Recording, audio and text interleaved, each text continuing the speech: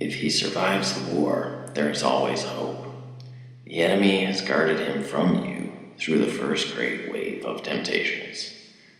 But if only he can be kept alive, you have time itself for your ally.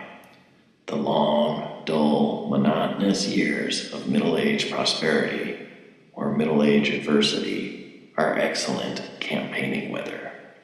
You see, it is so hard for these creatures to persevere.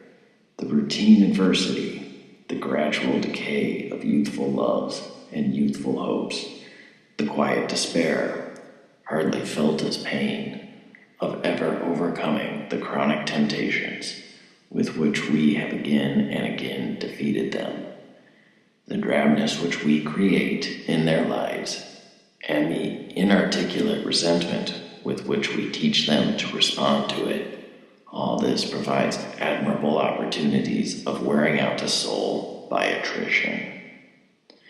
If, on the other hand, the middle years prove prosperous, our position is even stronger. Prosperity knits a man to the world. He feels that he is finding his place in it. Well, really, it is finding a place in him.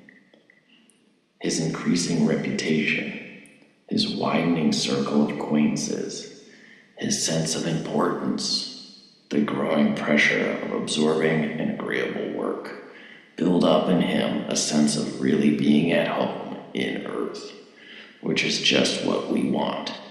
You will notice that the young are generally less unwilling to die than the middle-aged and the old. The truth is that the enemy, having oddly destined these mere animals to life in his own eternal world, has guarded them pretty effectively from the danger of feeling at home anywhere else. That is why we must often wish long life to our patients. 70 years is not a day too much for the difficult task of unraveling their souls from heaven and building up a firm attachment to the earth. While they are young, we find them always shooting off at a tangent. Even if we contrive to keep them ignorant of explicit religion, the incalculable winds of fantasy and music and poetry, the mere face of a girl, the song of a bird, or the sight of a horizon are always blowing our whole structure away. They will not apply themselves steadily to worldly advancement, prudent connections, and the policy of safety first.